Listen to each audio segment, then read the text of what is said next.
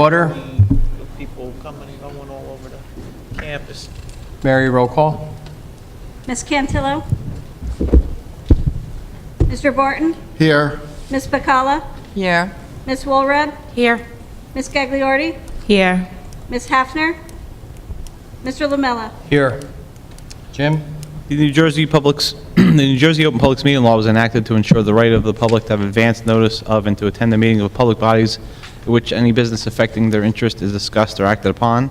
In accordance with the provisions of this act, the Brick Township Board of Education has caused notice of this meeting to be posted on the Administration Office Bulletin Board, the official district website, and Channel B TV 20, and sent to the Asbury Park Press, the Brick Times, the Star Ledger, and Municipal Clerk's Office. Thanks. I need a motion and a second for exec session. Motion. Stephanie's the first. Second. Who was second? Melita. Melita's the second. Whereas the Brick Township Board of Education has been formed pursuant to applicable New Jersey statutes, and whereas the board is charged with the responsibility of performing all acts and doing all things consistent with the law and the rules of the State Board of Education necessary for the lawful and proper conduct, equipment, and maintenance of the public schools and public school property of the Brick Township School District. And whereas Section 7 of the Open Publics Meeting Act permits the exclusion of the public from a meeting of the board in certain circumstances, and whereas the board has determined that circumstances exist for such an executive session, and whereas the board has found the action described below to be necessary and proper, now therefore be it resolved by the board on November 2nd, 2017, that the public shall be excluded from discussion of an action on the executive session herein set forth. The session will be approximately 15 minutes, and the general nature of the subject matter to be discussed is as follows. Harassment, intimidation, and bullying reports. It is anticipated at this time that the above stated subject matter will be made public if and when it is deemed to be in the public interest to do so, and the need for confidentiality is no longer required by the board. Thank you. Mary? Mr. Barton? Yes. Ms. Bacala? Yes. Ms. Woolred? Yes. Ms. Gagliardi? Yes. Mr. Lamella? Yes. Thank you. All right, I'm going to call the meeting to order. I need a motion and a second to Motion. return. Steph's is the first. Second. Who's this? Melita's the second. Mary? Mr. Barton? Yes. Ms. Bacala? Yes. Ms. Woolred? Yes. Ms. Gagliardi? Yes. Mr. Lamella? Yes. I'd like to ask everybody to stand for the Pledge of Allegiance. Wait for the honor guard to leave. Then we're going to have a moment of silence and a moment of silence for the tragedy in New York. Thank you.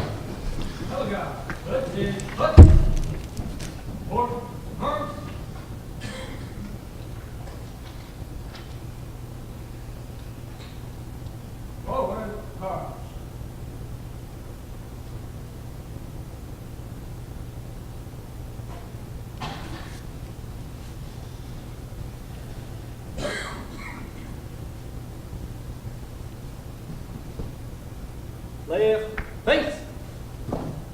Reset, arms. I pledge allegiance to the flag of the United States of America and to the republic for which it stands, one nation, under God, indivisible, with liberty and justice for all. Court, arms.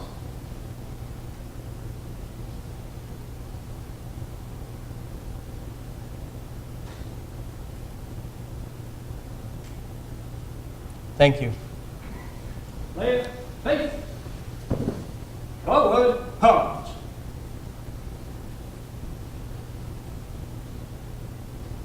Detail, pulse. Order, arms. Forward, arms.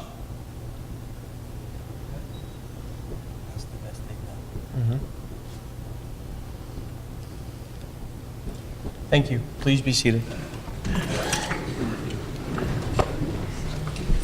All right, Mr. Philippone, we have a few presentations tonight. Yes, thank you, Mr. Lamella. I'd like to begin with the student representatives. Tonight, representing Brick Memorial High School is Gina Racuglia.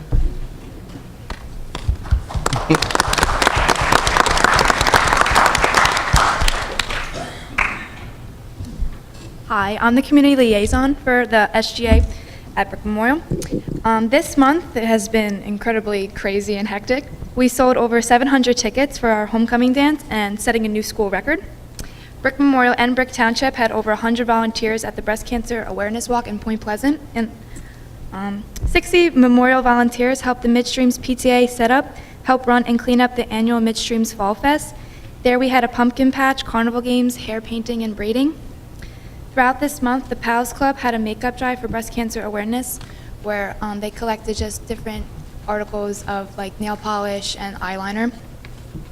Key Club had their beach cleanup at Point Pleasant Beach, and this year, for the first time in 10 years, the Student Government Executive Board worked with the administration to bring dressing up for Halloween back to the school. Teachers and students dressed up in different costumes and had a great time.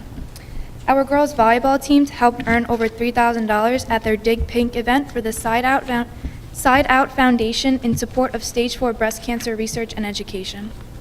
Upcoming events for November include Key Club's Gobble Gallop Walkathon to fight hunger in New Jersey this Sunday at the track at 11:05.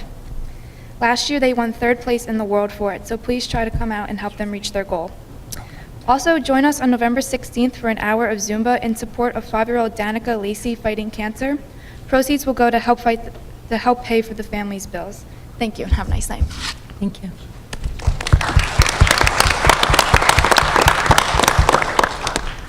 And from Brick Township High School, Christian Brando.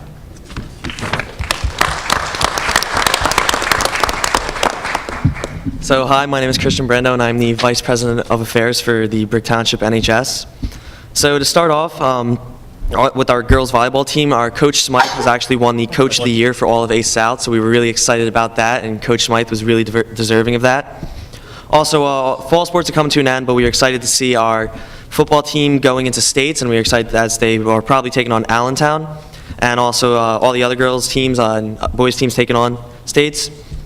So we also had students from both schools help at Eek Fest and Trunk or Treat, and also the breast cancer walk. So October was a good month for unity between the schools and students coming together and helping, and just having a fun time and showing that we're involved in the in community.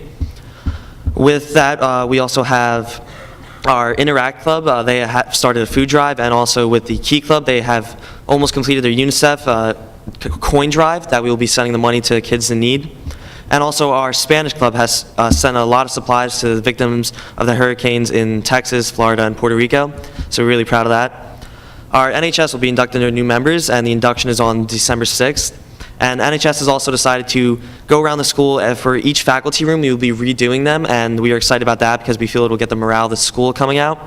Also, if you take a nice look around, the perimeter lights in the auditorium, they are brand new, so it's a lot brighter in here, and we are all really happy about that because it just has a better feel in here.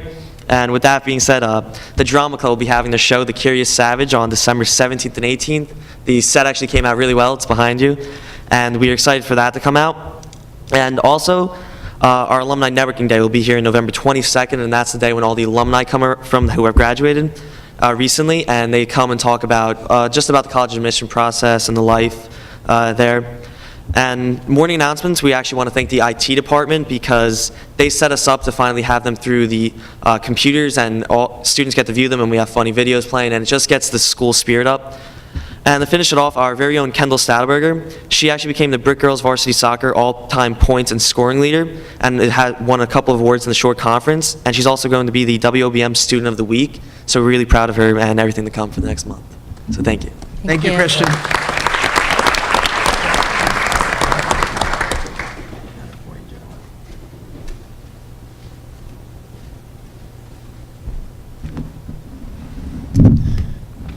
Good evening. Is this working? Yes. Okay.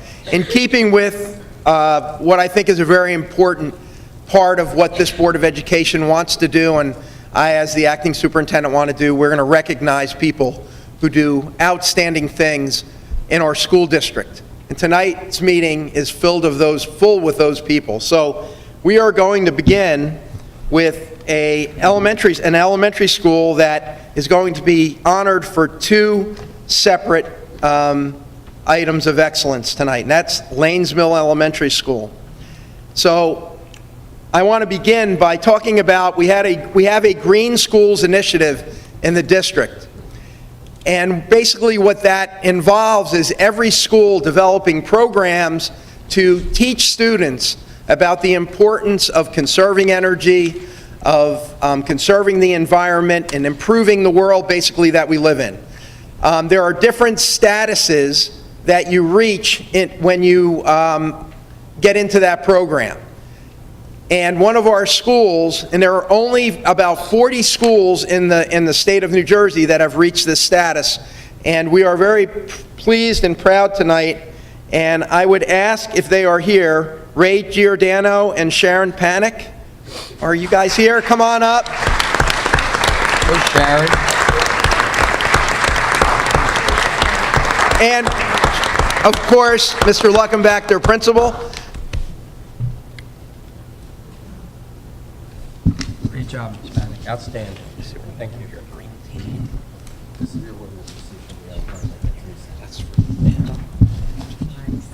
Very nice. Very nice.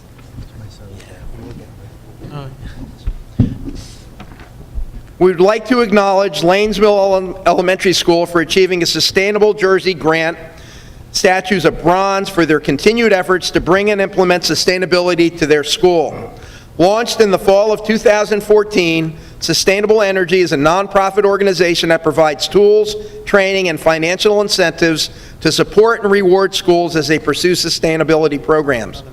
Receiving a bronze statue represents that through Sustainable Jersey of Schools, Lanesville has made a great effort in going green, conserving resources, and are taking steps to create a brighter future for their school and students. We wish to congratulate Principal Luckenbach and the Lanesville Green Team, especially co-chairman Ray Giordano and Sharon Panic. Congratulations on your efforts, and thank you.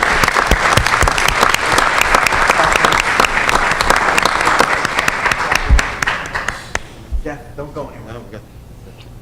That was the award that we got. Oh, that was down at the school Yeah, that was board. the school board. We just had it this last time. Yeah.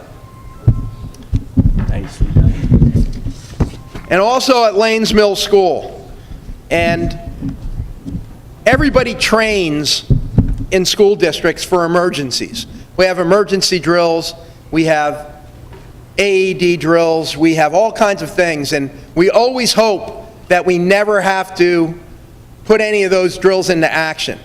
But unfortunately, on May 24th of 2017, at Lanes Mill School, one of those teams had to jump into action.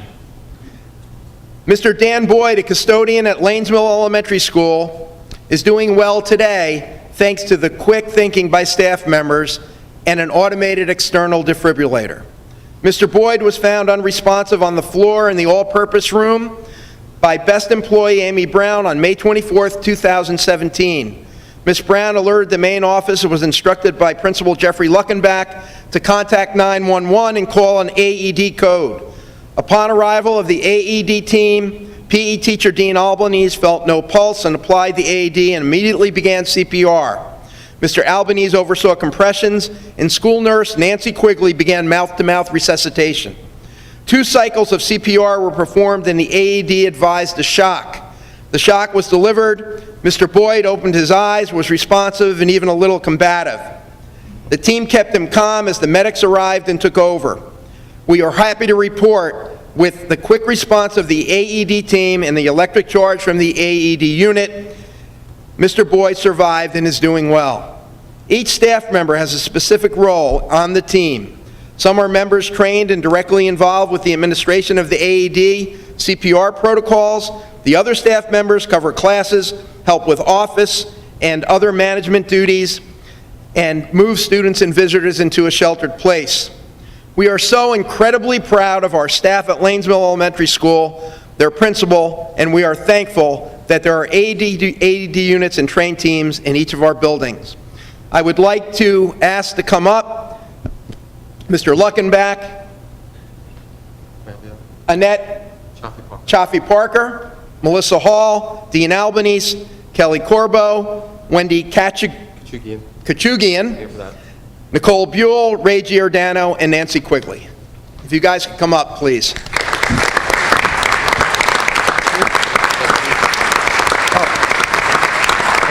And Suzette Green, please. Shannon Scott. Kim Daly Boyer. And Kim Daly Boyer was on the team as well. Kim Daly Boyer. Okay, good.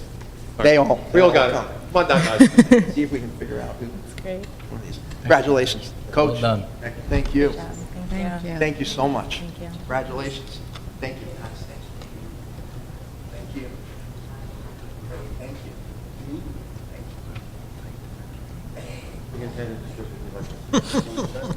The one we did that thing. Good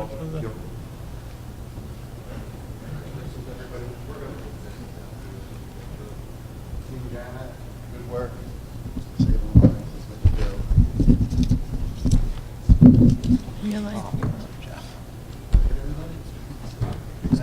Yeah. Do it again, right? Thank you.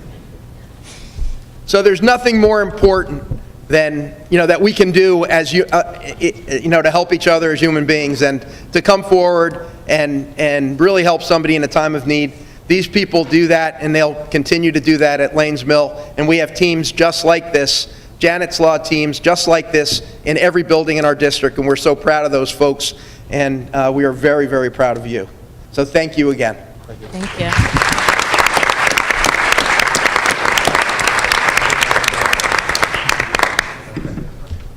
And I'm looking.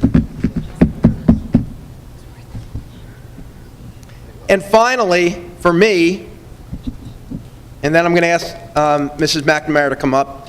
Tonight, we're honoring the Brick Township High School Interact Club and its advisor, John Lynch. If you guys are here, could you come up? I don't see them. Oh, there they are. I can't miss them. I had the privilege, as the principal of Brick Township High School, to work with Mr. Lynch and this organization for many years. And the things that they do to help students in so many different ways and help the community in so many different ways, led by Mr. Kleisler, their principal, is just amazing. And they always say you admit your mistakes before they happen. I'm admitting my mistake before it happens. Your certificates are on my desk. But I will get them to Mr. Kleisler first thing tomorrow morning, and we're going to let you introduce yourselves, or maybe Mr. Lynch could introduce the kids in a minute. But the Brick Township High School Interact Club has been chosen for recognition for their community service by the nonprofit Lifetime Assistance for Development and Challenging Individual Needs organization. This organization provides continuum of care, including educational, therapeutic, social, and residential support to infants, children, and adults with complex physical and development disabilities or delays. The Interact Club, led by Mr. John Lynch, along with student volunteers who develop leadership skills while discovering the power of service above self. We are proud to acknowledge Mr. Lynch and his club. Thank you very much. Mr. Lynch, okay, you guys introduce yourself, everybody. Hi, I'm Cole Warnock. Come on, Hello. come on. You don't get many chances to do this. Hi, I'm Morgan Kelly. Hi, I'm Michaela Oliveira. I'm Vice President Kendall McGacken. I'm Lacey Warnock. And folks, they are, in the past, you always hear about the worst, unfortunately, because that's usually the easiest thing to report on. But these guys are examples, and the folks that we've talked about earlier, they're examples of the great things and the great people, and mostly, and most importantly, the great kids that we have in our school district. So we're very proud of you. Keep up the good work. And Mr. Lynch, you know how I feel about you. So thank you very much. Ms. McNamara.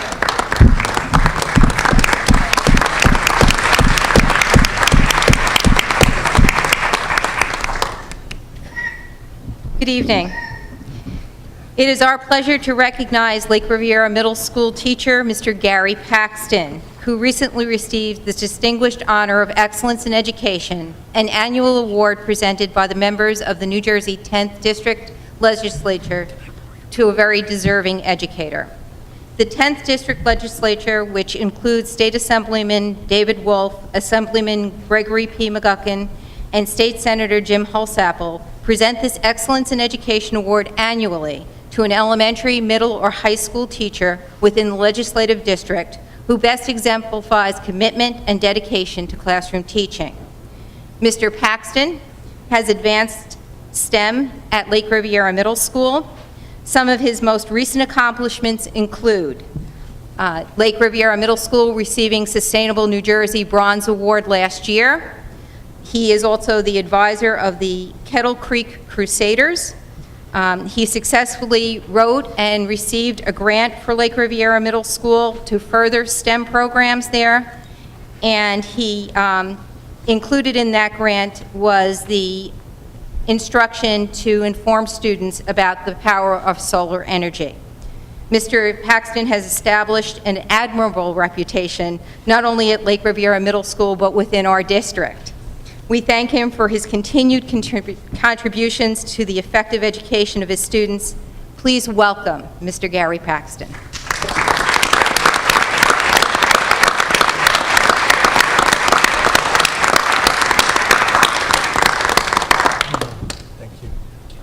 Gary, congratulations. Nope, it's okay. Not going green.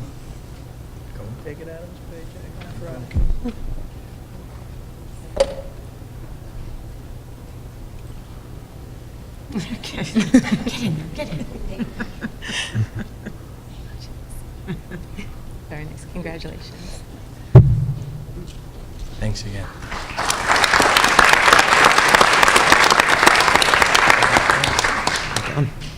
It's all yours. All right, thank you. Pending the presentation portion of the night, this is traditionally where people have received awards decide to exit. So if you had plans on leaving or spending time with your family after the awards portion, please do so now before we continue with our traditional business. Guys, thanks for coming. We really appreciate it. Thank you.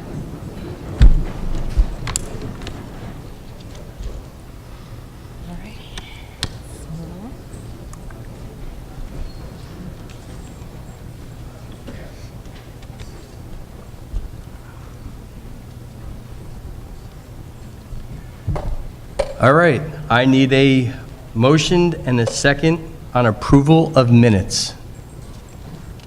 Motion. Melita's the first, Second.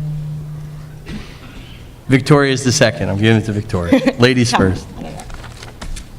Any discussion on the minutes of the 12th executive or regular session? Thank you. Mary? Mr. Barton? Yes. Ms. Pacala? Yes. Ms. Walrath? Abstain. Ms. Gagliardi? Yes. Mr. Lamella? Yes. I'm going to last for committee reports for curriculum and instruction.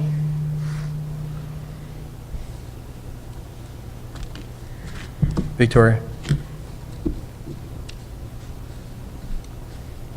Items on the agenda tonight include the approval of the Statement of Assurance from the New Jersey Quality Single Accountability Continuum. These are 5 areas that the district does a self-evaluation in: instruction and programs, fiscal management, governance, operations, and personnel. And also, the second is the analysis of standardized testing results,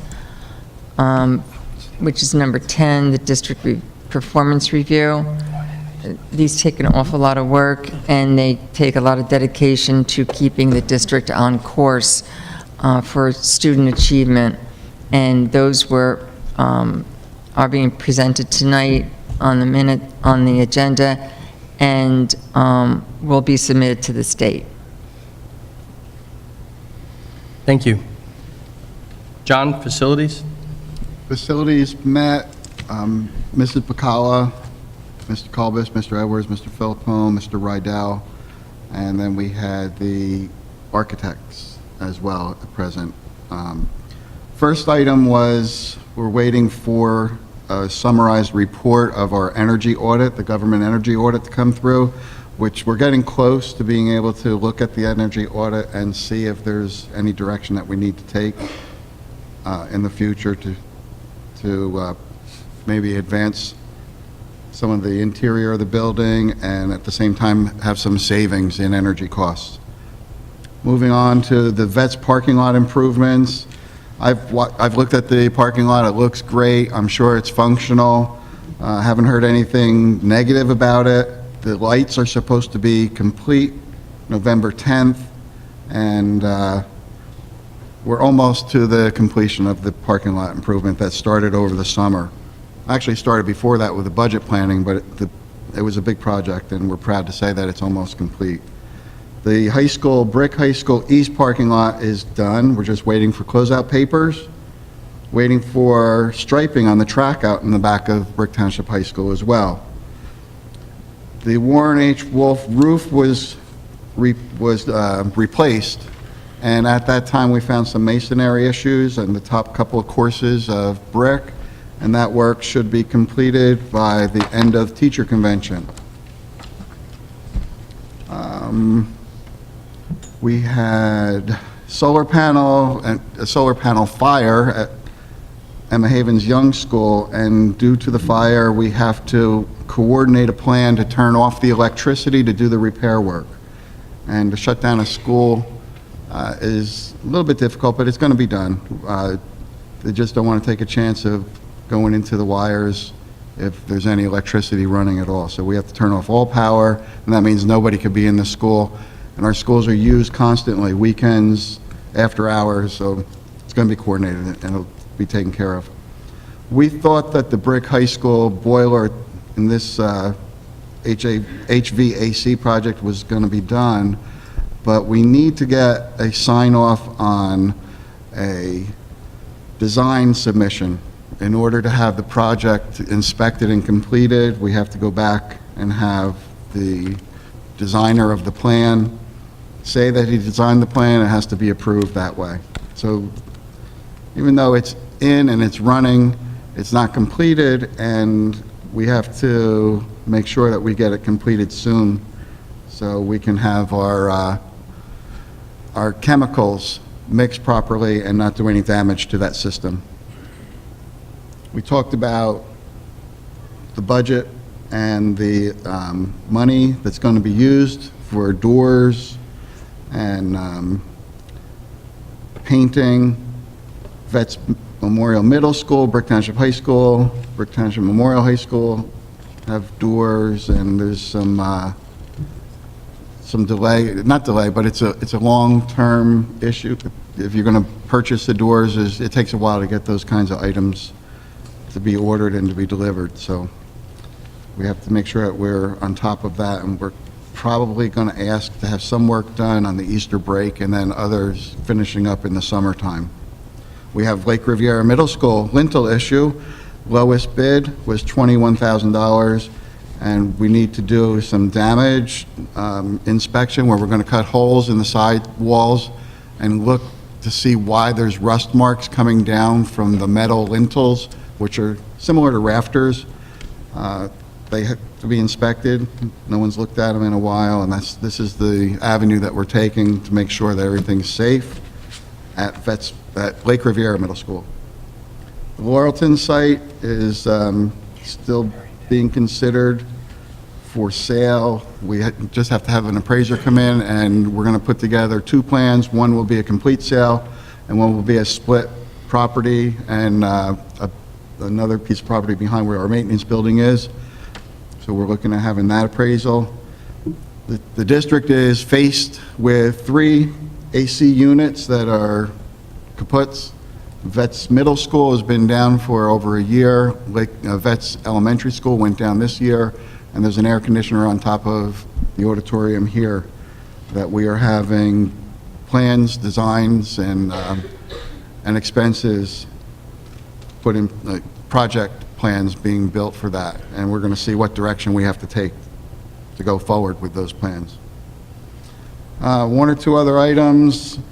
The district maintenance, comprehensive maintenance plan, this is a state mandate.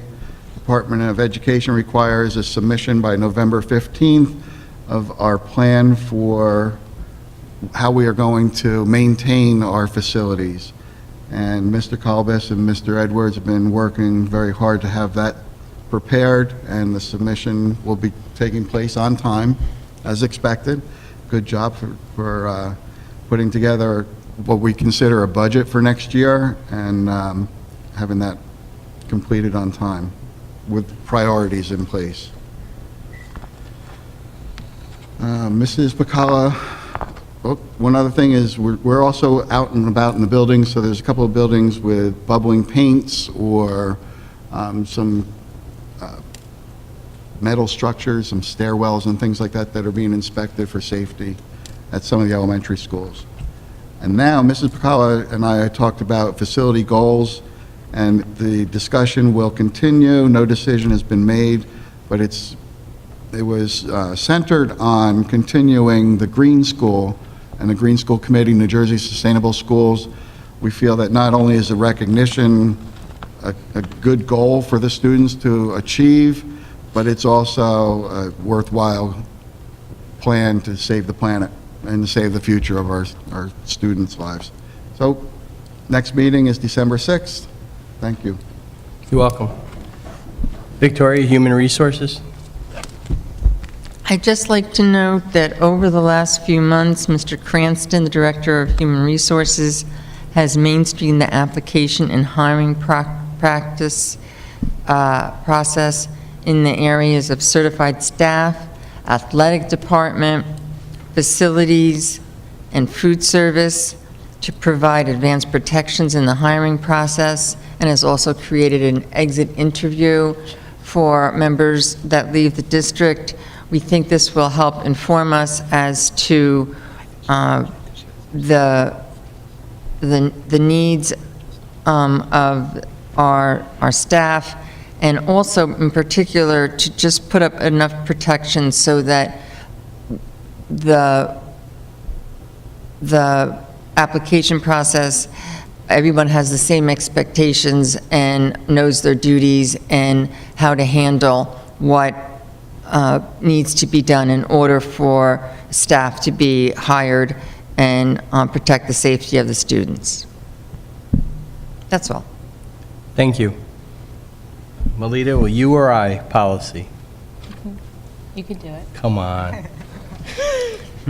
All right, we had 6 policies up for first read. We had 11 policies up for second read. We reviewed those, Mr. Philippone. We have pulled one that we believe needs more discussion, and we've tabled it, and we're in a good place. Most of these are, I think almost all of them except one are mandatory, and they're pretty routine, but we want to make sure that they fit and adapt to our district. Jim, Stephanie has said that you will review the finance piece, please. Thank you, Mr. Lamella. Sorry, lost my notes. You're on. Oh.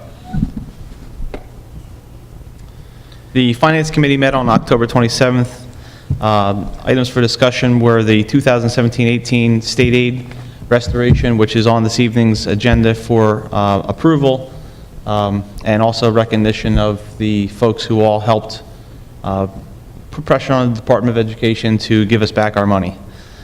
We talked about the audit that is ongoing right now with our school district auditors for the 16-17 school year. Talked about the skate park over at Lake River Middle School that we need to do something with. As per our insurance carrier, Mr. Colobus is obtaining quotes for us on demolishing that skate rink because it's in really bad shape at this point. We talked about some shared service agreements with the Brick Memorial Football and Cheer Club and Brick Township Soccer, and the next meeting of the committee will be December 6th. Thanks, Jim. Mr. Philippone, the superintendent's report. Thank you, Mr. Lamella.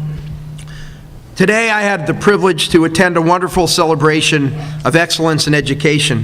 Mr. Lamella was there with me at Brick Memorial High School.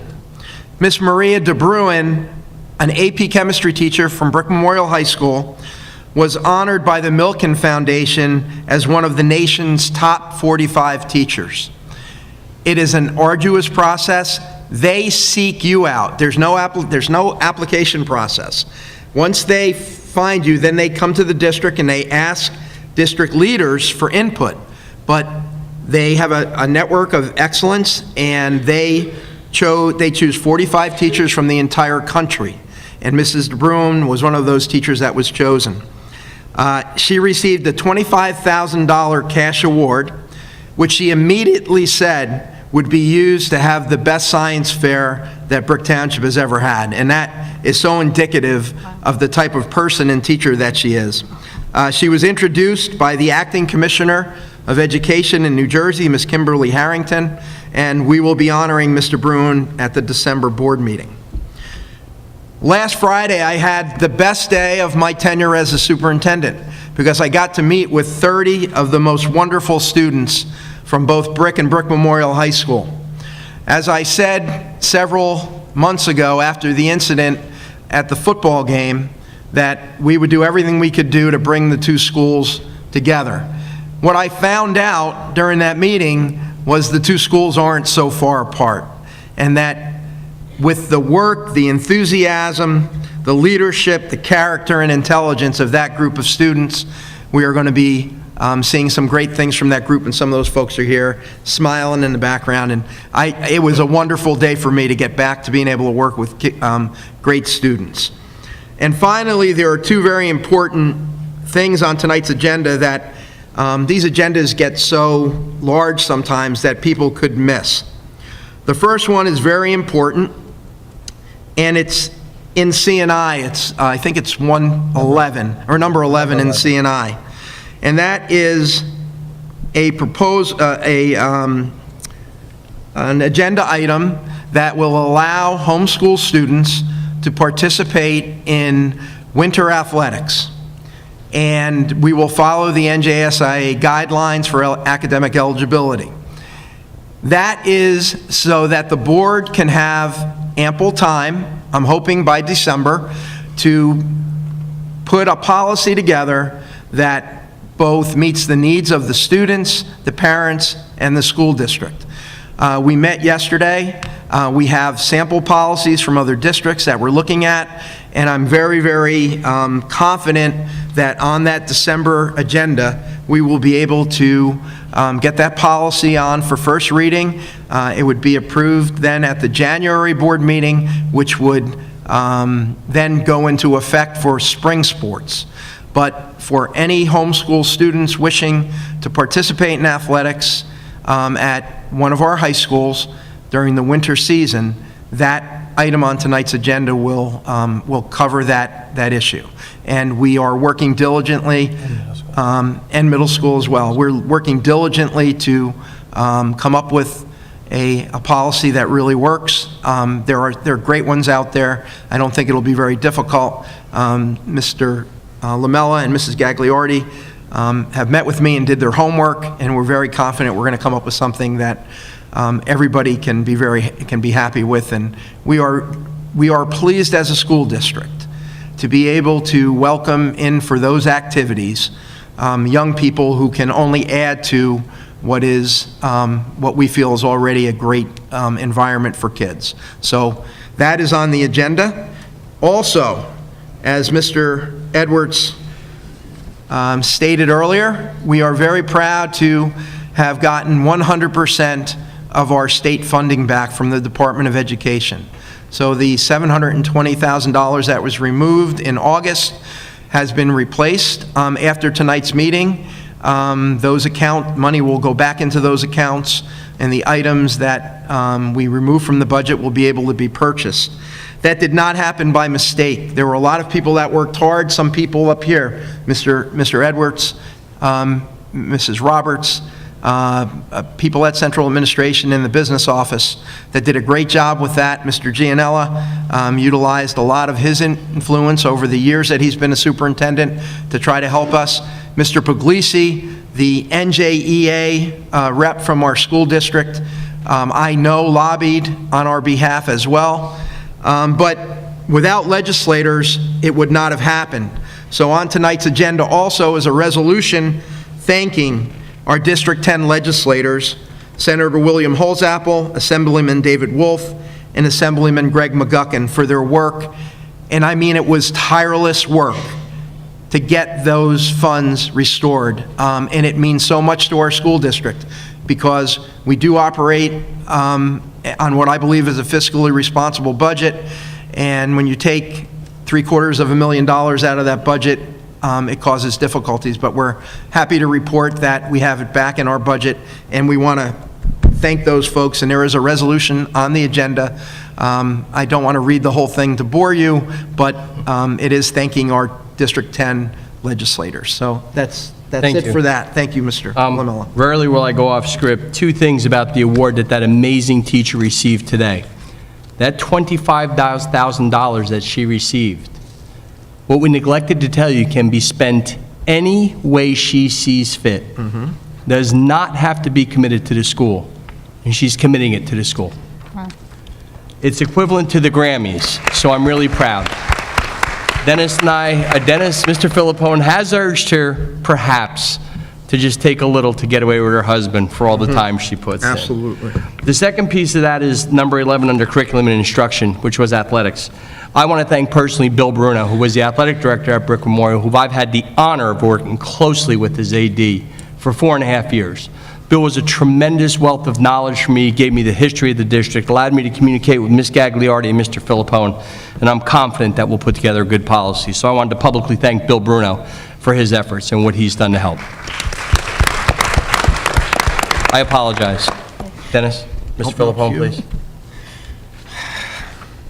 CNI. Mrs. McNamara, could you please introduce CNI?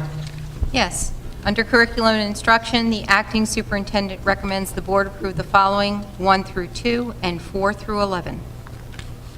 Any board comment on curriculum and instruction? Seeing none, any public comment on curriculum and instruction? Sir, please.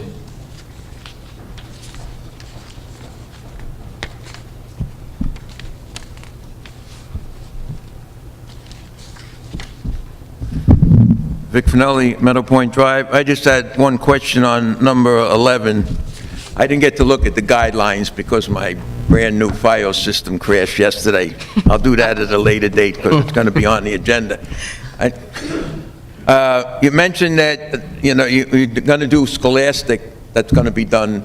Does that also, I was just wondering, does that also include medical records like vaccinations and inoculations? The students under the NJSAA policy are required to submit exactly the same records that any athlete would submit.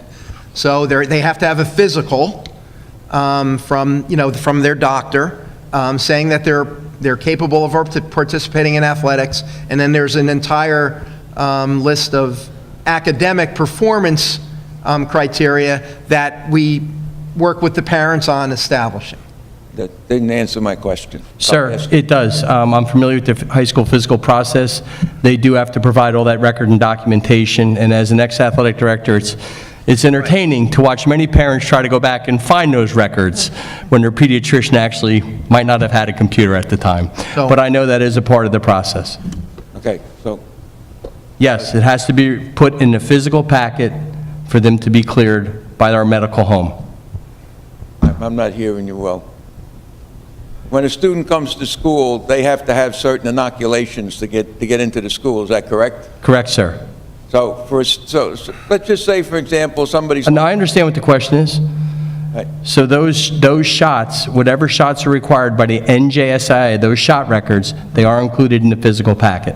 Okay, so if a parent didn't have a child inoculated because they didn't want to, then basically they're not eligible to participate? As per that policy, I believe so. If I could, Mr. Go ahead, Mr. Lamella. Filippone. You got to talk into the microphone. If I could, there are... Phone, Dennis. Is this working? Yeah. Okay, there are instances where parents can write a letter, basically, to the superintendent requesting that those inoculations not occur. And then it is up to the superintendent, in concert with our school physician, to decide whether or not that happens. And I will tell you that that does happen for many different reasons. There are parents who feel that those inoculations are detrimental to the health and welfare of their children. There are some that object on religious reasons. So for me to blanketly say that every homeschool child will have every inoculation, I can't say that for even, the students that are walking the halls in the high school, because some of those students may not have those inoculations based on certain criteria. Okay, so there has to be an exception to the policy? Yes, exactly. Thank you. You're welcome. You're welcome. Seeing no one else, Mary, roll call. Mr. Lamel, we need a first and a second. Oh, I apologize. I need a first and a second. First. Who is first? Welcome, Daisy. Hello. Second. Mr. Barton's the second. Okay, Mary, now roll call. Mr. Barton? Yes. Ms. Pacala? Yes. Ms. Walrab?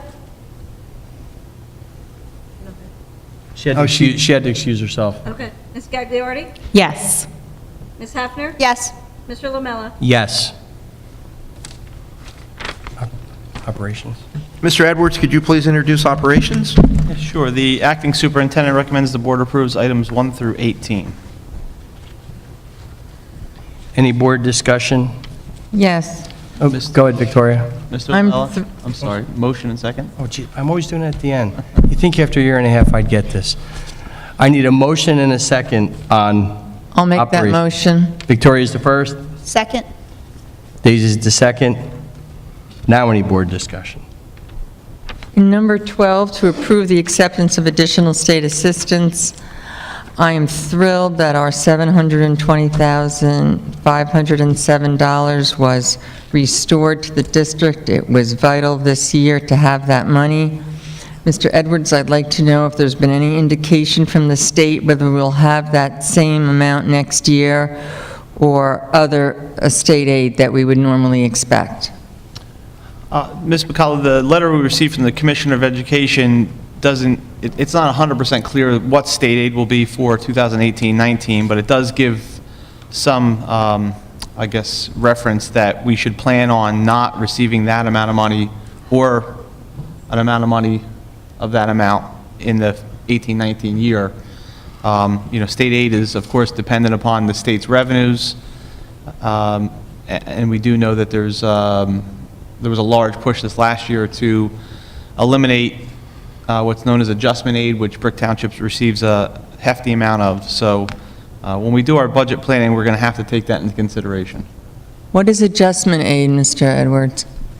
Adjustment aid is money that the Department of Education gave to districts when the School Funding Reform Act was put in place to hold districts harmless that under the School Funding Reform Act were receiving more aid at that point than the Act showed they should have been receiving. So in a district such as ours, the School Funding Reform Act shows that we're about $19 million under our local fair share for taxes.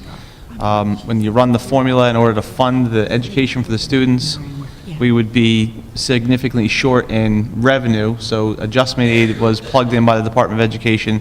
We receive about $15 million of that right now to make sure that we weren't, at that point, that was back in 2008-9, that we wouldn't have to significantly reduce the programs to the students of the district. So I don't know that it's going to be, I wouldn't say that in 18-19 we're going to lose $15 million in state aid, but I do know it's something that was really heavily debated during this past year for districts like Brick that have declining enrollment that continue to receive adjustment aid. Thank you. All right, thanks for the heads up. Any public comment? Seeing none. Mary? Mr. Barton? Yes. Ms. Pacala? Yes. Ms. Walrab? Yes. Ms. Gagliardi? Yes. Ms. Hafner? Yes. Mr. Lamella? Yes. Human resources. Yep. The acting superintendent recommends that the board approve the following items, 1 through 30, in human resources. I need a motion and a second. Motion. Stephanie's the first. Oh, Daisy. Who was the second? I apologize. Oh, me? Daisy. Daisy? I snuck up on you. Any board discussion on human resources? Yes, can I ask a quick question? Please, Daisy. Is there any way that you can tell us any more information about number 28 without disclosing anything that's private? 28. I'm looking. No. No? Ms. Hafner, we can't, not publicly. Okay, thank you.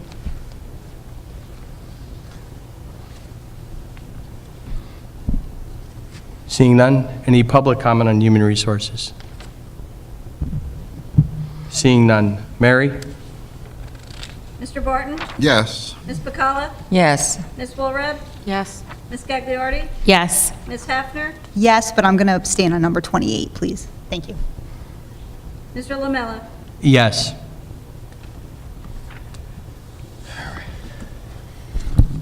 The acting superintendent recommends that the board approve the following items and policies, 1 and 2.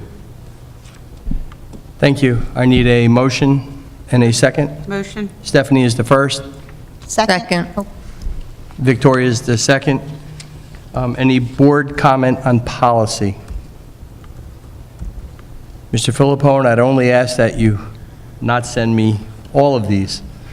This was like 70 pages for me to read. Although I like to read.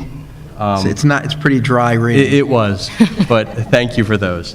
Any public comment on policy? Seeing none. Mary? Mr. Barton? Yes. Ms. Bacala? Yes. Ms. Walrath? Yes. Ms. Gagliardi? Yes. Ms. Hefner? Yes. Mr. Lamella? Yes. At this time, if there's anyone who has any other public comment they'd like to make, please come up. Mr. Finelli? Is there anybody else who needs to come up? Sir, please.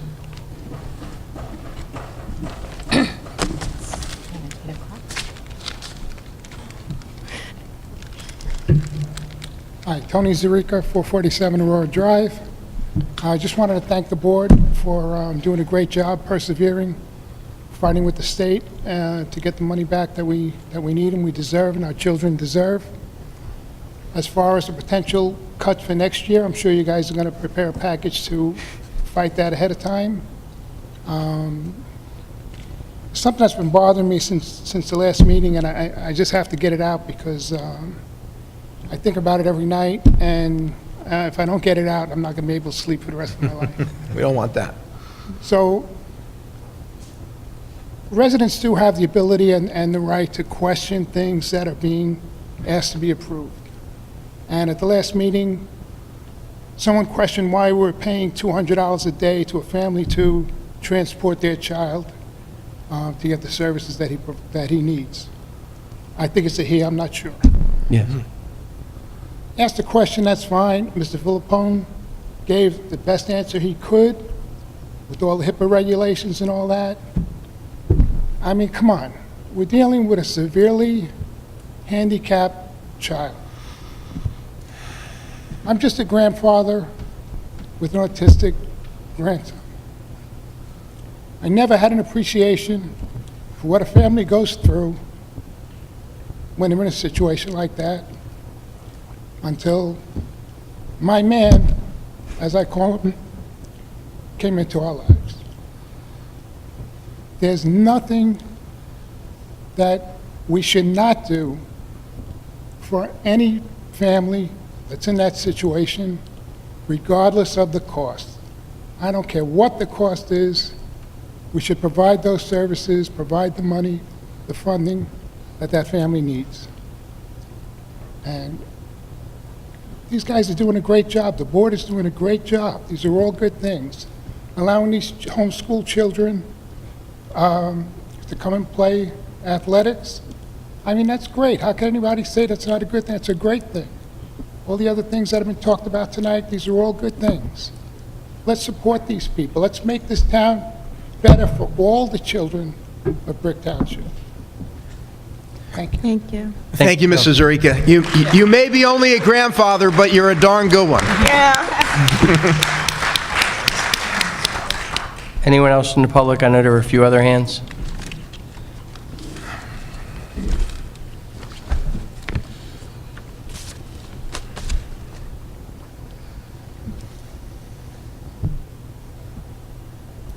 Hi, Rachel. I'm sure you remember me. I just want to thank you all for working so hard on this. I know it came up extremely late, and both of these kids are extremely grateful for what you've done for this in this past month. We look forward to the policy being passed, and I really can't thank you enough. It really does mean a lot. Oh, you're welcome. Thank you, you're welcome. Mr. Reed?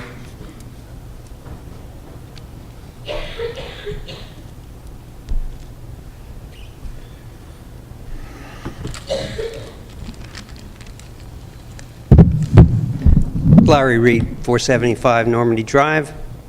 A couple things. Back, I think it was about 5 years ago, we had a homeschooled student played, I think he was a hockey goalie. Yes, he here in was. the district. So I thought we had put a procedure and policy into effect at that time. We had a policy, Mr. Reed, and then that policy was subsequently removed by a previous board. So Not me. No, not you. Not you. You Not were me, one I'm of new. I'm new. I remember very clearly that you were one of the proponents of that policy, and we had that policy. it was removed, and when the policy is removed, it reverts back to the superintendent. Good. I'm glad to see it back in. Yeah, so are we. Okay, my next point is about, there's 9 openings on the website for positions in the district, correct? Yeah, I briefly looked at it. There are several, but yes. A lot are subs, though. A lot are for A substitutes. lot of subs, and one's a special ed high school math teacher. teacher. So when you have the application come in and decide to hire that person, will you run a background check on them?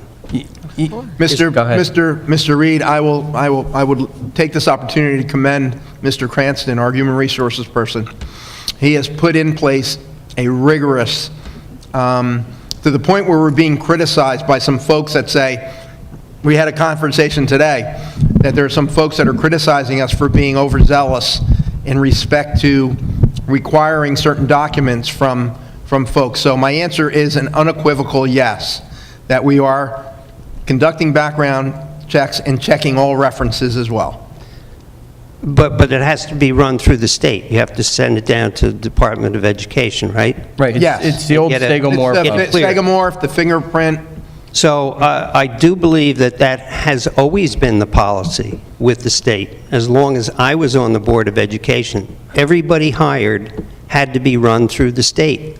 That's absolutely correct. I think Okay. where we're moving the process a little bit forward is that our checking of references, I think, was less rigorous than it is now. And we are very, very cognizant. Policy, every person had to go through the State Department of Education Right. and get a clearance to be hired in the district. Absolutely. Yes. I'm well aware of that, and I think, one of the missions of the Board of Education and the administration is to have a sense of integrity, facts, and the truth. And I was extremely disappointed today when I found out that a letter had gone out stating that a prior person that worked for the Board of Education here in Brick had not had a background check done. And that is a false statement. That's a lie.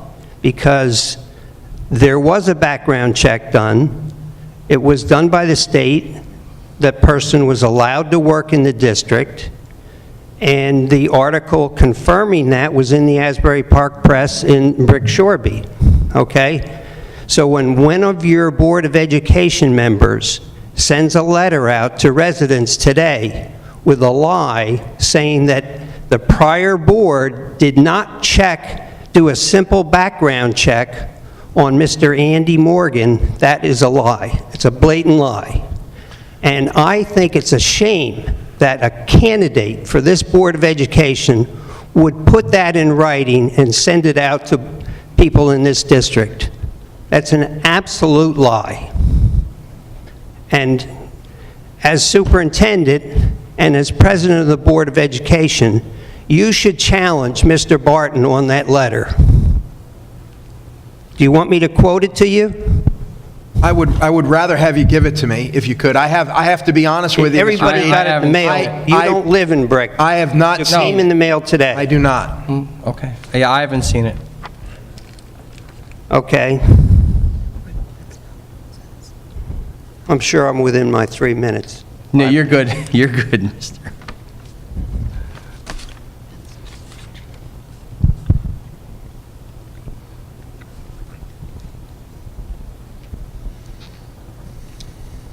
So for a candidate to impugn a prior board member is terrible. And I take personal offense to say that the prior board didn't even do a simple background check. Get my glasses on so I can quote it. Google search comes up. The former board failed to run a simple background check that should have been done to protect our children. We can't let that happen again. That's a lie. That's a false statement. He's talking about hiring Andy Morgan, okay?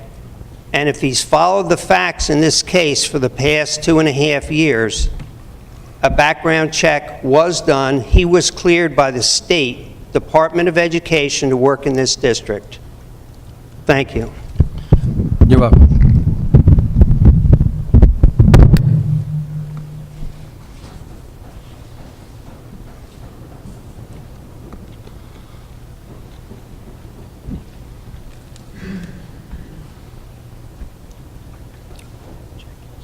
Before I get into my other thing, while we're talking about elections, you saw the last town council meeting, I said this is my favorite time of the year, except for two things: the leaves fall down and the town turns into a junkyard with election signs all over the place.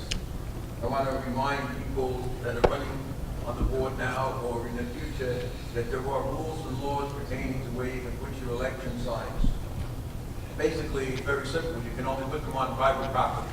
You can't put them on the bicycle path of the township. You can't put them on the state park. You can't put them in Angela Hibbett Park. You can't put them on the center island of any of the road where there's dividers. You can't put them along the salt marshes. Right? Now, something one person running for the board has put out signs, and those are places that I saw all Mr. Barker signs this year. You missed Mrs. Clayton's signs? These are Mr. Barker signs. Oh, did you miss Miss Clayton's signs? They're lovely. They're green and white, and they have an apple on them. I'm talking about Mr. Barker signs. Oh, I thought you were talking All about right, so one person running it's all right. for the board. Just- Victoria, just let him talk. Go ahead. No, we're going Please to follow the rules stop for it the right there. township. Okay, you're welcome. As far as job postings go, several questions about the superintendent's job. Number one, could I ask you to put together the job posting for the superintendent? Mr. Gianella and I. Along with the board. Mr. Gianella, myself, and a committee of the board. And the committee of the board, none of those people on the board are conflicted, I hope. None. They are not. Okay. A couple of questions about the posting. Did somebody define what academic excellence is and how you measure it? That's one of the requirements. I think that educational leadership, academic excellence would be someone from a school district that is high achieving, that has innovative processes in place, that is, that has developed, I'll just throw things out, that has STEM programs, has developed academic academies, that has relationships, that has built relationships with colleges in the area to provide educational resources for our students, all of those types of things. The leadership in the community, developing ties with local businesses, those types of things. Those are what I would consider teaching, educating, administrative, and academic excellence.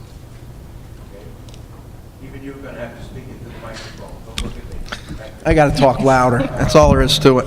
I'm going to talk about this a little bit later, so I'm kind of setting you up. So what makes, in the description there, it said Brick was an excellent school district. Can you tell me what makes a school district excellent?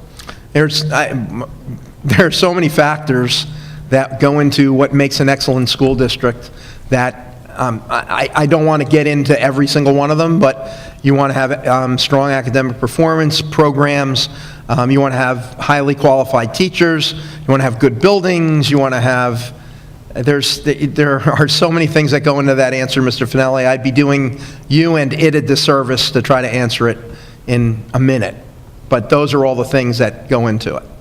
I want to have excellent test scores, too. As I said to you at the last meeting, they are an indicator, okay? They are not the best indicator, nor are they the end-all indicator as to the quality of a school district. And as I said last meeting, that's one indicator. Hold on, we're going to talk about that a little bit later. I'm just chiming in now, so we can get to that later, but I'm chiming in now that that's one indicator. I don't hang my hat on test scores. We'll get to that later, though, right?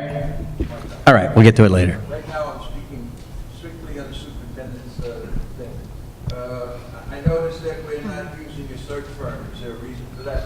We feel that we have enough expertise within the district to do it and save the taxpayers a significant amount of money in doing so. No, I'm always for that. I know, I knew I had to get you on one of them. But also mentioned in there that the person has to be good expansion, what facility expansion are we thinking about doing? I wouldn't say facility expansion might not have been the perfect term, but we do have facilities that we have issues with. We have the Laurelton site that we're going to have, we're in the process of developing a plan for and trying to market that site. So we need somebody who has some background in facilities that has either, renovated schools, built schools, sold property in different districts. So it's just a criteria that's very important in today's age for a superintendent to possess. Okay, so we're not really looking to expand. We are not. At this, we have, as you have pointed out numerous times, we have declining enrollment. I don't feel that we would be looking to build new schools right at this point. Okay, I'm sure this is a typo, but if it's not, what is personal management, P-E-R-S-O-N-A-L management? Would that be personnel management? Should be personnel management, and I appreciate you pointing that out. So many people have read that and not seen that, but I do appreciate it, and as we go forward and put out more of those pamphlets, they'll be changed tomorrow morning. It's definitely personnel management. That's for sure. Where has the posting gone besides on the school website? It's been in the local newspapers. It's been in the Star Ledger. I think Mr. Cranston has posted it to some sites like the NJ School Jobs. NJ School Jobs, the NJHire.com. Keep going. NJPSA. NJPSA was also given out at school boards. Yeah, we definitely gave lots of those flyers out at the school boards convention last week. That I think that'll generate some good candidates. I tell you right now, putting it in the personal ads in the newspapers, I look at those things for things in brick, and it's almost... No, we get a lot more action on those ads from personal networking and from the professional organizations that we place the ads with. Okay. $64 question. How many people have you had apply so far? I really don't have that answer. I didn't look today. I know that as of Tuesday, we had 10 applicants. 10. And we would hope that, it's open until, I believe it's open until December 1st. December 1. So we're hoping, I would estimate that we would have 25 to 30 qualified candidates. Have you interviewed any yet? We are not going to begin interviewing until Mr. Lamel will be talking about the process that we're going to use. We want to get community input. We want to get input from the staff, from the administrators, and then have a night for community people to come out and tell us what they're looking for and qualities in the superintendent. So once we have all of that done and have looked through the applications and kind of put them in A, B, C piles, then we'll give them to the board, and the board will decide how many candidates they want to interview. 10's a good number, 25's a good number. Yeah, both of those would be great. If we had 10 great candidates, that would be awesome. Someone's going to be busy. Mm-hmm. All right. I want to talk a little bit about the park results, mainly because I didn't get to see them until last meeting when you did the presentation. Mhm. And then you can only look at it. I did get to look at some of them before things crashed. Now, here's what I'll say to you, Mr. Finelli, and respectfully I'll say it. Mrs. McNamara is the expert on the park scores. There may be things that you ask her that she can't snap her fingers and get the answer to. And I don't want to put her in the position where she says something that she thinks might be correct. So if she can answer your question, she will answer it as concisely as possible. If in fact she cannot, then I will develop a process with you. I have your email address where you can email me your questions. I will give them to Mrs. McNamara, and she will answer them for you prior to the next board meeting. I don't have a lot of tough questions. Okay, well, I probably only have one. The rest are observations, right? Okay. First of all, in the presentation, I know you said that you have to present it the way the state told you. Mm-hmm. Well, it's difficult to read with those color backgrounds, as it's always been. You use color backgrounds or bluish backgrounds or stuff like that. I still have a brand new computer, brand new everything, and it's still difficult to read. Maybe you want to tell the state, just do it in black and white. Don't make green backgrounds, because it's difficult to read. It is. And when the stuff is smaller. So, during the presentation, you talked about the percentages of improvement. You know, you had this percent, you had that percent, and, you know, and most of them were positive things or favorable things, but the percentages were very small. They weren't very large. 6%, 3%, 8%. I looked at the first 2 pages on the report, and I wanted to draw some observations. Number one, when it talks about the percentage improvement or the percentage, you know, up or down, it talks about category 1 and 2 and category 4 and 5, right? It totally leaves out category 3. Now, category 3 says approaching expectations. Well, I don't know exactly what approaching means, but all the statistics If you want. that you know, is approaching 2%, 1%, 5%, I don't know, know what that is. But in all of the numbers that you give, you leave out that category. And in that category, roughly 25 to 30% of the students Mrs. McNamara, you want to just kind of try to... fall into that category, right? And you're leaving out...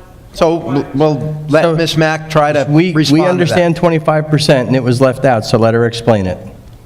Go ahead, Ms. McNamara. That's his one question that you should be able to I don't have answer. my numbers in front of me at the moment from the presentation that I did last month. However, if you would like to email me, I did do and I did present on the approaching and where we had improved and shown growth. Approaching is a difficult area to explain because depending upon the grade level and the subject area, the criteria for approaching changes.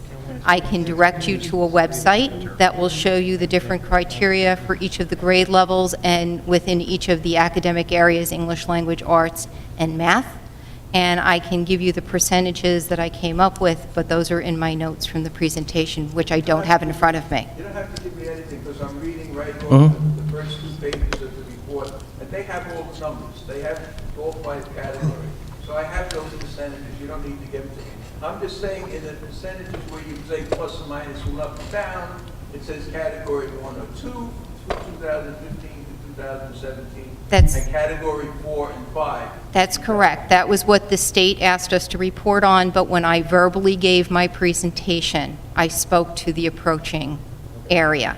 And I would be happy to email you that information and to direct you to the website that would show you the criteria that approaching references in each of the academic areas at each of the grade levels. I think I have enough information. Okay. Let me just finish my thoughts on this, all right? Not that long. I ran through language arts and I ran through mathematics, the 2 big areas. I added all 3 of those categories because in my mind, if you're approaching, you haven't got there yet, all right? It's just like running the marathon. The guy who runs the New York Boston Marathon, he's way out in front and the race is 26.2 miles, but he stops at 26, stands there. Did he win the race? No. Did he complete the race? No. He still came up short. So I'm looking at the percentages of students right now, and I don't know what you're going to do when it comes time to graduation in a couple of years when you have to have all, you have to make it. I mean, that's it. I don't think you can say, well, he almost made it, so let's graduate. I think you have to make it or go to the alternatives. I don't know. I think you're looking at an old format, Mr. Finelli, and that is that we used to say that we wanted to get students to a particular percentage by a particular time. We've gone now to a growth mindset, and we look for growth. And students that show growth and approaching certainly demonstrates part of that, in that a student is continuing to grow. So I will use your example of the race. At least the child is participating in their growth in that area. And that, in and of itself, is an accomplishment. All right, I'm going to just read you some numbers and then I'll move on to my next category, all right? Great. Bear with me. Taking categories 1, 2, and 3. Language arts, by grade. Grade 3, 57% didn't make it. Grade 4, 46%. Grade 5, 49%. Grade 6, 48%. grade 7, 36%, and grade 8, 30%. Looks like it's improving there anyway. They hang around longer. I respectfully disagree with you, Mr. Finelli. When a child is approaching, that means that they are moving in a positive direction. I would not put the approaching column in with 1 and 2. I would put the approaching column in with 4 and 5, as I did in my presentation. And when you look at the criteria by which approaching is measured, you would understand that those children are moving towards success. Okay, that's the way you want it. That's the way it's seen, sir. Yep. So, no, we understand. Go ahead. Ms. Max, answer your question. Just keep going. I'm reading the numbers because Just read them. they're not there yet. And with respect, Mrs. McNamara is a consummate professional who is very well schooled in these things. You respectfully are a gentleman who's looking at data on a sheet that is not. So I respectfully would say that if she says that 3 should go with 4 and 5, and you're adding 3 in with 1 and 2, that I tend to believe that what she's saying is more accurate. If they make it. Right. So keep going, Mr. Finelli. Our hope is that they all make it. Yeah. Presenting the numbers. Just present the numbers. We're listening, We're sir. listening. We don't even want to debate. We just want to hear you talk. I have to present the numbers the way you want to. No, I'm No, we just want to pointing hear you out. talk. Go ahead. We're not even going to comment anymore. It's your comment time. Go ahead. We're Go ahead. open and transparent. With grade 8, we were 30%, and then grade 9, we jumped back up to 48%. Then grade 10, we jumped up to 57%. And then grade 11, we jump up to 69%. 69% of the students in grade 11, which I talk about the finished product, 11 and 12, what you put down on the street. 69% didn't make it. Now, I'll give you this. I'll take the 19% out of category 3, right? Yep. You still have 50% of the 11th graders in the district And- not making that. It's okay, And as Sue. I said Yeah. in the presentation, Mr. Finelli, in 11th grade, our highest academic performing students who take AP classes have the opportunity not to take the PARC and just participate in the AP test. So we remove a great number of our students from the PARC in grade 11, which impacts the scores. Thank you, Ms. McNamara. Just let him go. Go ahead, Mr. Finelli. They don't have to take the part. They do not. No, sir. She said that in her present. Just go ahead. We just want you to finish. We want to hear what you have to say. Let's look at the math. Same numbers, except make it higher. 48%, 52%, 54%, 56%, 56, 62. Algebra 1, I don't know, I guess there's a reason why Algebra 1 in the middle school, only 5% of the students fell into that first 3 categories. But in high school, Algebra 1, 71% of the students fell into those categories. I guess, Mr. Philippone, last time you said you weren't happy with these results. Right. Well, the answer to that one is, Mr. Finelli, that the highest achieving students in the middle school take Algebra 1 as eighth graders. So that entire group of students is removed from the 9th grade Algebra 1 scores. Those students take geometry honors as 9th graders. So that whole 85, 90 students that took Algebra 1 in the middle school now don't take Algebra 1 in the high school, so those scores are removed. Okay, just for your own information, what I'm looking at, you talked about 11th grade language arts, category 1 and 2, and I'll take my. But we're on math. You were talking about Just algebra. talking about math. Yeah, I'm Just let him go. Okay. I want him to finish. On Just want to be category- clear. and language He's arts, on 19 minutes. 11, right? And I'll take out the category 3 and just look at category 1 and 2, and category 4 and 5. They were down 16%. They went up 16% in the first 2 and down 8% in 4 and 5. So you got a total negative trend in the 11th grade. Now, but Okay, anyway, thank you. all right. I would like to read an article, but before I do, if you remember a while back, I read you an article from the Dean of Georgia Court University, which is one of the closest schools to here. At that time, I asked people on the board if they know who this person was. Nobody knew who the Dean of Georgia Court University was. I hope now that's not the case. You know who the Dean is. It's great. Go ahead, Mr. Finelli. That dean of the school said she didn't meet her enrollment numbers because there weren't enough qualified students to fill the roles, all right, in the school. This is the dean, that's not me talking. It's not true this year. That's old data. That's what she said a couple of years ago. Mhm. Okay. Yeah. And if you remember the article that she said that they considered a student qualified if they finished a 4-year course in 6 years. They qualify. Okay. They qualify.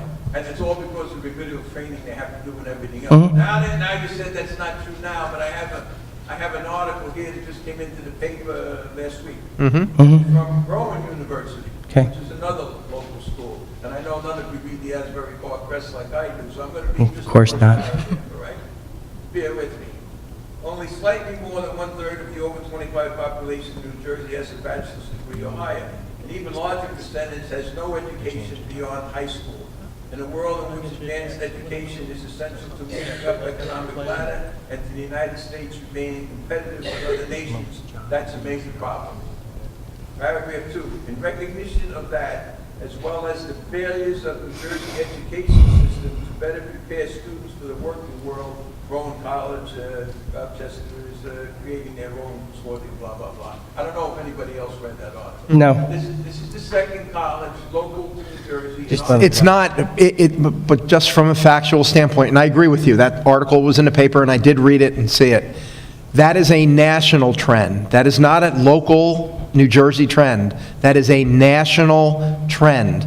That's why there are so many relationships beginning with colleges, because almost every college has the same argument, that the students entering as freshmen are not prepared with a rigorous enough curriculum to meet the standards that are expected as freshmen in college. That's not just Ocean County, New Jersey, the East Coast. As a matter of fact, New Jersey is one of the better educational states if you look at things nationally. So that is a trend that's everywhere. You could find that article from 30 colleges in New Jersey. I hear that a lot. I hear Okay. what good quality education New Jersey is and what good quality education Brick Township is.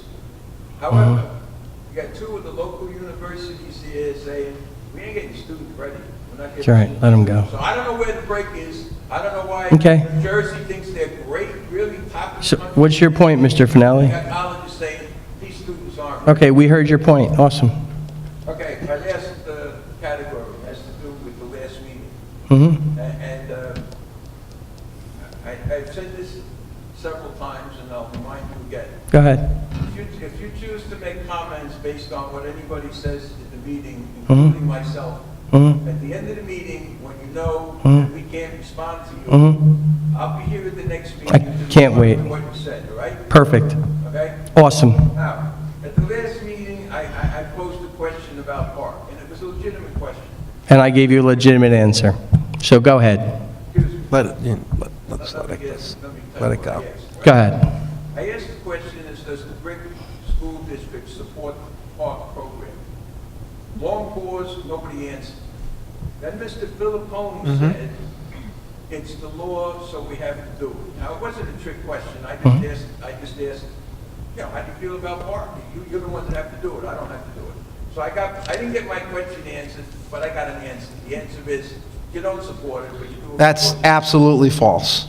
And if you're putting words in my, I did not say that. What I said was, it's a state mandate. We are required to take the park examination. We don't have a choice. I didn't weigh in whether I like it, dislike it. And I also said, and I would say it if the commissioner was sitting here, that it is one piece of the puzzle when determining how good or how bad a school district is. One small piece. I agree with everything you said. That's I it. didn't say any different. You responded, and you answered my question by that answer, which tells Right. me that, okay, nobody stood up and said, yeah, I support it, I think it's a good program, I think it's this. You say we do it because we have to. Okay, so really you don't... We do a lot of things because we have to. So my question is, I asked the question, nobody answered. Now, we've had dialogue at these meetings about you saying, well, we listened to your comments, and then I say, well, you listen to my comments, but you might not hear them. But I'm looking for more than just listening to my comments. I'm looking for dialogue. So when I ask a question, if you can answer it, and I don't expect you to have the answer to everything, I would expect an answer while I'm up here, so we can have that dialogue. What I don't want to see is Mr. Lamella at the end of the meeting give us a 10-minute dissertation about, no, Park is not a report card, and I don't support Park, I think it's this, I think it's that, I think it's the other thing. I don't know why you couldn't have said that when I'm up here, because maybe you don't want to hear my response to something, and it's not our report card. Well, I guess I want to know, what is your report card? I mean, we've had Park, you have SATs, you had New Jersey Ask, and I can tell you, I've been coming to these meetings for 10 years, and I've been going through all of those reports, all of those tests that you had to take. I didn't hear people complaining about New Jersey Ask that much. I don't know about SATs. I mean, you have to take the SATs to get into college, so testing is part of what you do. Testing is part of your results. Now, I guess it's okay for you to say we have an excellent school district, but statistically or whatever, how do you prove that? How do you put down in paper that, yeah, the superintendent does a good job, yeah, we have academic achievement, yeah, we have this, when your test scores are not really showing that? Now, I know nobody wants to teach to the test, right? Correct. But the measurement of these tests is supposed to be, are you teaching the things that we need these students to know? I'll tell you right now, based on everything I see, students coming out of high school and some coming out of colleges are not what we need in the New Jersey marketplace for people to go to work. They're having trouble filling jobs. I got 2 colleges locally, now I don't care if it's a national program, but I've got 2 colleges locally say, we're not getting what we need coming in. These people are not ready. Yet I come here and I hear we have excellent students and excellent teachers and excellent academic achievement, but nobody... Number one, I think that you quoted me as saying that I was not happy with our scores. Yes. So that's not me sitting up here and boasting about academic achievement on test scores excellence. We have a long way to go, and we're working very hard at that, and we're growing. We are getting better in every one of those areas you talked about. SATs, Park, all of those other tests, preparing our kids, we're getting better. It's a process. It's not going to happen overnight. We do have wonderful kids. You can't dispute it. You'll never get me to say anything else. They're good kids. We have solid families. That's what makes up the core of a school district, okay? We have wonderful teachers that work hard every day for our kids. Believe me, they have SGPs and SGOs, and test scores have become more important to them as this whole situation has evolved. So, believe me, everybody has a heightened awareness of where the test scores are. You don't have to remind us. And we are doing everything in our power and endeavoring. We had the Commissioner of Education here today to talk about college and career readiness and how important it is. So we understand what you're saying and agree with you on many levels, but we're working at it. You can't judge us where we are. If you judge Ford Motor Company where they were when the Model T was built to where they got, you might have said, oh, these guys are crazy. They're building something nobody's going to ever want. And look what happened. We're in the process of going from good to hopefully great, okay? That's where we're at. And that's clear and honest. Well, I hope you get where you want to go, but you're not there, you're a long way from there, and I would say, my own personal opinion, using the word excellent all the time, really not true. It's like putting something in writing that's really not true. I don't know enough about the district to know why you think it's excellent, other than maybe you need to say it's excellent. I don't need to say it. But No. I wish somebody could hold up something and say, this is why... You can't... I have from 1977 to 2017. know these kids are I've excellent. been a part of the district for 40 years. I've seen it grow. I see the people, and I know the people that are in it. And if we had Do we want better test scores? Absolutely. But are we preparing what I believe are kids that are ready to go on to college? Yes, we have lots of kids that go to college, Mr. Finelli, from this building and from Brick Memorial. The vast majority of our kids go on to college, and the vast majority of those kids do graduate. Some may take 5 years or 6 years, but we're doing that. Now, And- when Mr. Campbell was on the board, he proposed a long time ago that you track that and present it and everything, but I guess that died. No, listen, we have all of our kids every year on Naviance. It's a program that we use. All of our students, freshmen, sophomores in college, report back to us as they move forward in college. We have that. If you would like that information, I could try to get that from our guidance counselors, but we do track that, and I can tell you that most of our kids that start college do finish. Now, many of them do not finish in 4 years, my kids included. Okay, I had to Especially pay the the ones that extra. now have to work I had to to pay the pay for extra it. bills, but Maybe one day, when you have nothing else to do, you'd like to present that to the taxpayers, or maybe even shut my mouth, because it's not something that's ever done. We do a lot of presentations me your pen. and whatnot and sports and everything, but maybe a presentation on college achievement, because I notice now, I made some notes, like, we used to get information on college readiness and absence and whatnot, we show up on the old reports. It Now, comes they don't up every even show- year. They don't even show up anymore. There's Yes, nothing there. yes, it does, Mr. Finelli. It's online. You can see it, and it's reported out every year. The newest report, Mr. Lamella said it's almost impossible. the newest reports are not up for the past school year. 2016-17 is not up, but 2015-16 is there. NJDOE site, New Jersey School Performance Report. I did. All right. she did. I did. Last year, as soon as they came out. Last year? Yes, sir. We're going to get them this year? As soon as they turn them out to us and they don't embargo the information, I will present it again. Okay. My one question I didn't get answered, I don't think I did. Mr. Lamella, why didn't you respond to me when I was up here rather than wait till the end of the meeting? I have no clue, but I'll respond while you're up there now. Into the microphone? The microphone's in my mouth. Is this good? I'm just asking, can you hear me now? Mr. Finelli? I can't talk to me. Good. Here's what I'll say to you while you're standing there. Why don't you come a little closer? I just want to make sure you can hear. All right, awesome. All right. I won't measure a child on a sheet of paper. You want to see a sheet of paper without colors, maybe black and white. Maybe we'll ask the state for black and white. I measure excellence by an amazing young kid when I walk out today that holds the door and goes, "Hey, hi, Mr. Lamella, how are you? Thank you." I measure by a kid who works a part-time job to take 9 years to get through a 4-year college, because God forbid the statistics don't show a 4-year college.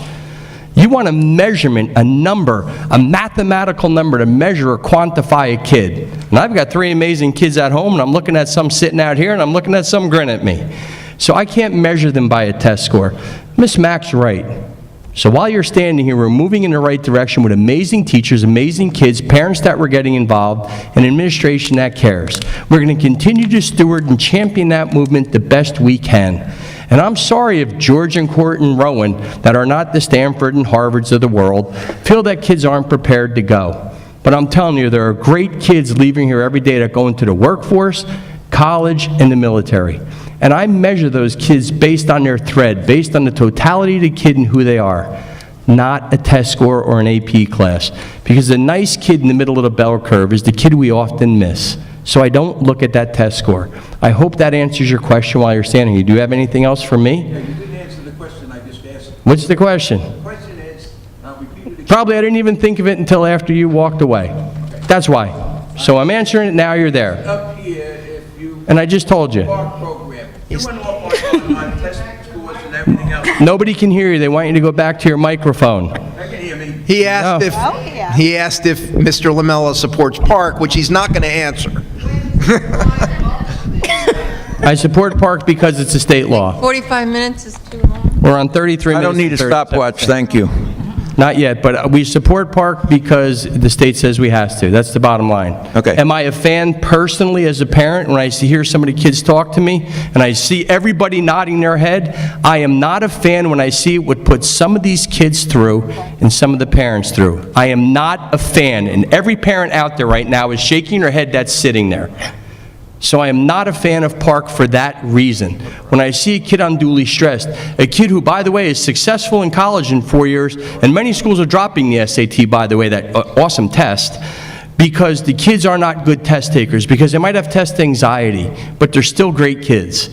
So I am not a fan of what it does to kids or parents.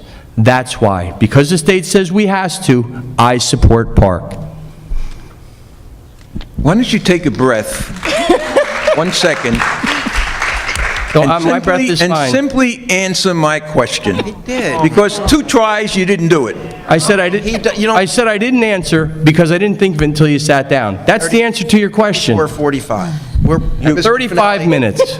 When I ask you to, I'll sit down. But we're not going to argue with you. We're not going to argue with you. We answered I asked a question, and I want an answer, and I didn't get it. I asked a question up there. He didn't have to have time to think about whether he was in Park or not. How do you know what I thought? Because I asked the question. You want the answer you want to hear. You don't like my answer. 2 of you badgering me at the same time. I am not. No one's badgering you. I haven't raised my voice. Yeah. I got 2 of you talking over each other at the same time. Mr. Finelli, I asked you a simple question. Why are you shouting at us? We are not the enemy, okay? Mr. Lamella answered the question as well as he could. We're done. He answered it. We're done. And I'll give you my final comment, all right? Be my guest. I asked the question up there. I'm sure Mr. Lamella didn't have to take time to think about whether he supported Park or not. He already did it. I'll tell you what goes on here all the time. People get up here, myself included, because I'm one of the people that's up here most of the time, and they make their comments, and you people, rather than respond to them when we're standing up there, tear them apart at the end of the meeting when you know we can't respond. All right, so I just answered your statement. I will, Mr. Thank you, Mr. Finelli. I That's your comment. very rarely take offense to something you say. Very rarely. For you to say that I can say you. Well, you were talking about Mr. Lamella and I. I said you people. Okay. What do you mean by you people? You don't do it, but he certainly does. Okay, All well. right, thanks, Mr. Finelli. Seeing no one else Oh, wait. Nobody else? from the public. Okay.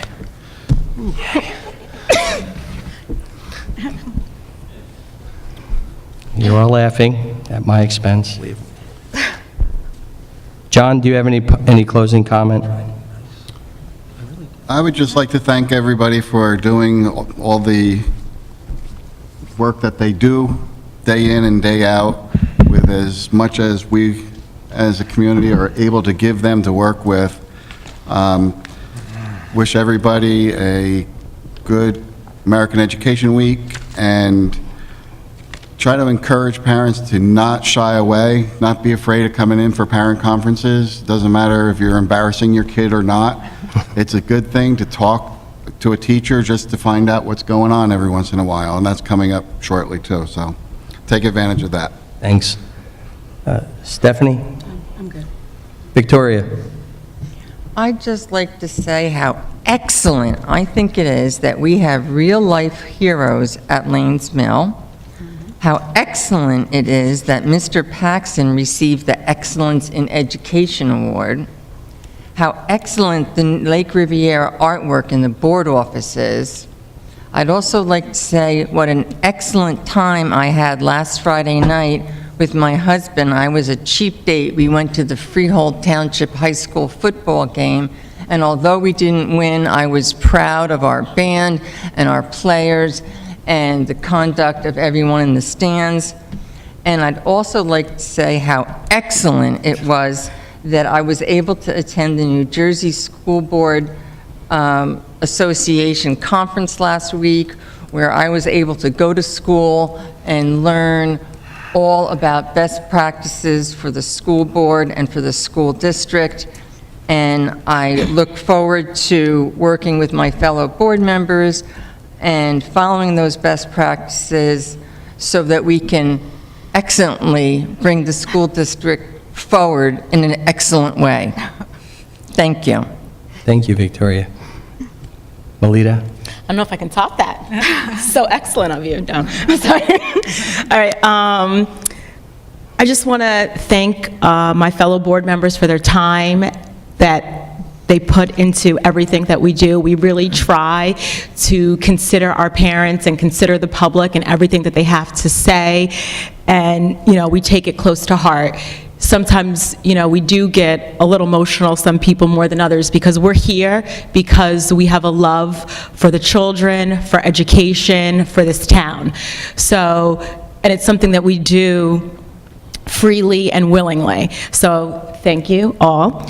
I just want to say I had the opportunity with my 2 young children to attend on October 21st with Emma Havens Young Elementary School and the Clean Ocean Action in participating in cleaning up Brick Beach 1. So it was a community day that everyone was gathered. My little people were out there picking up garbage off the beach and working together.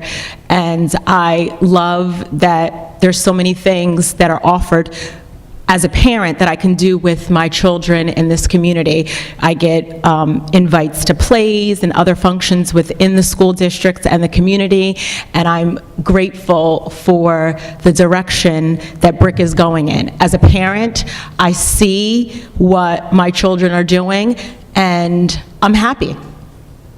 And I thank everyone for their hard work in keeping a smile on my face. Thank you. Thank you. Daisy? Oh, good evening. Well, it's November, and everybody usually reflects on how thankful they are, and I plan on doing the same. I, too, am thankful to be part of this community and that I have the opportunity to serve on this board. I'm thankful that the state aid was restored recently, and I'm thankful that in the past month I was also able to attend some awesome school events. My family went to the Midstreams Fall Festival. It's an amazing, over-the-top event for the students and their families. I'm thankful for their PTO and all the student volunteers from Vets Middle School and Brick Memorial. I love seeing how many students came out to help make that event a success. I also had a chance to attend the Midstreams Halloween Parade and go to a Halloween party. I truly cherish going to the schools and interacting with our students and staff. And I just wanted to share this one quick little story on how grateful I am for those who work in our schools. Recently, my daughter chipped one of her baby teeth while at lunch in the school cafeteria. She got very upset and ran to the nurse's office. While she was there getting taken care of, 2 of the custodians searched high and low for this like teeny tiny little piece of a tooth. And you know what? They didn't even tell me they did that. They obviously didn't find it because it would be impossible. But the other students told me that they did this and they searched for a long time just to make my daughter happy. So I did thank them. And of course, they said, as always, they didn't need any thanks, that they would do that for any child because they don't like seeing any child getting upset over anything. So I'll tell you something. These are the exact people I want to surround my children with. I hope our children model the kindness that they witness every day at school in their own lives. So I'd like to thank everybody for attending tonight. Please enjoy the school break next week and have a very happy Thanksgiving. Stay well and stay safe. Thank you. Thank you. In closing, I'd like to thank everyone for coming out. I'd like to say thank some of the parents who've communicated us with regard to homeschooling students. Thank you for letting me see a different side of education in kids. I'd like to thank every administrator in this room, every teacher in this room, the public who stuck around tonight. Everybody does an admirable job. We do our best. We put a lot of hours in and we care.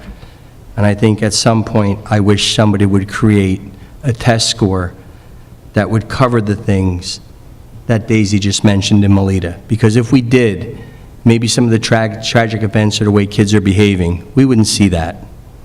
We wouldn't.